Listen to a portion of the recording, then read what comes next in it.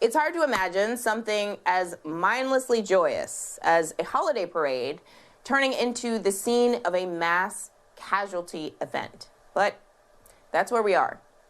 Last night, during the annual Christmas parade in Waukesha, Wisconsin, a man driving a red SUV rammed his car into the parade, killing 5 people and injuring nearly 50 more. According to the Children's Hospital of Wisconsin, 18 of those injured are children. Police have identified the suspect as 39-year-old Daryl Brooks. He's facing 5 counts of first-degree intentional homicide. Police say he was fleeing the scene of a domestic incident when he drove through the parade. And as senseless and chaotic as the night was, I do want to play you this moment from Waukesha Police Chief Dan Thompson, who focused on the single bright spot in an overwhelming cloud of tragedy.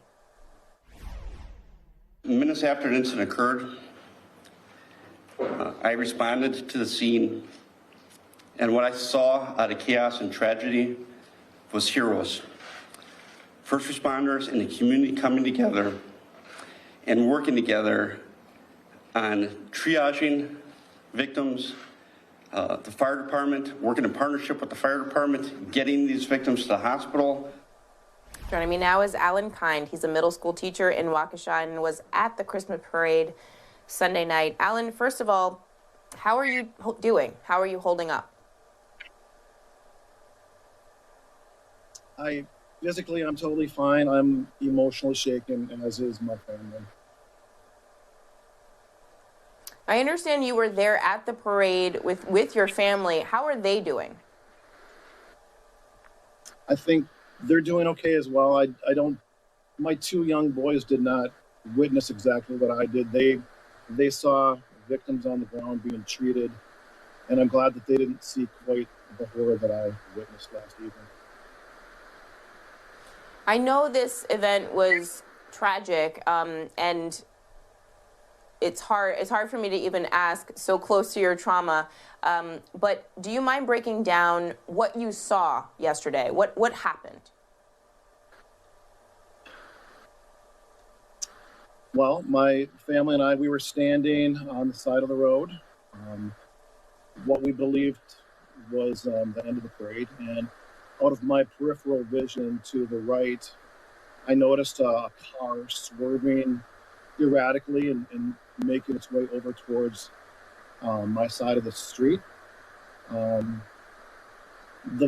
short video clip that you showed just a little bit earlier, I was actually in that video. Just prior to the first person being impacted, I am literally within 10 feet, and I saw the person's eyes. There was an intent, just a glare, almost an emotionless type of look on the face, but intent. I mean, the person was on a mission. I was actually there with a small church group of mine. My pastor and several other people were there as well. My pastor, his daughters were probably within 2 feet of being hit. It was horrific. So my initial reaction was that this was a medical emergency. I just believe maybe somebody's having an emergency and this can be dealt with. But a second or two later, after the first person was grazed with the front right fender, about a second later, the second person was hit much more severely. And immediately I knew this was not an accident. This wasn't a medical emergency. The car literally drifted back into the line of traffic. So I knew that this was an intentional act. So I knew my family was safe behind me, and I ran out.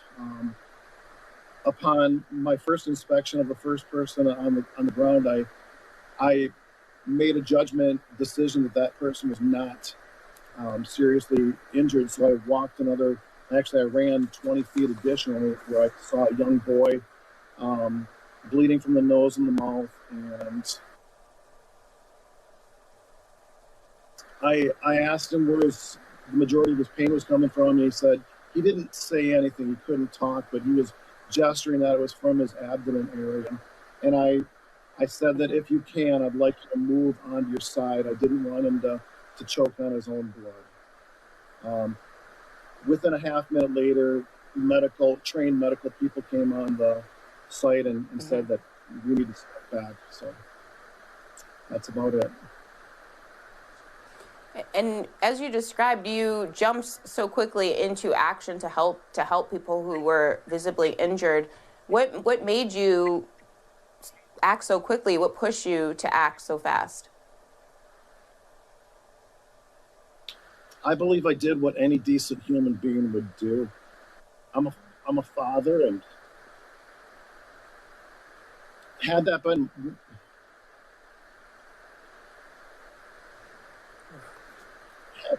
had that been one of my boys on the ground, I would have wanted another caring human to show up and show compassion. And that's what I tried to do. You're a teacher, you're a middle school teacher. How do you plan on having the conversation with your students about what happened last night? What are you going to tell them? I think first of all, I'm sure our faculty will sit down and strategize. I guess everything is too fresh in my mind, and I must admit I haven't even really strategized that yet. Totally understand that. Alan Kine, I want to thank you for being here and for helping us understand what happened tragically last night in Wisconsin. Please stay safe, and I hope you and your family all stay safe. Thank you so much for being here tonight.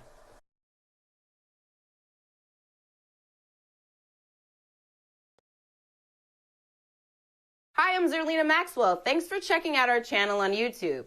You can see more from Zerlina by clicking any of the videos on this screen, and make sure you subscribe below to stay up to date on the day's biggest stories. Thanks for watching.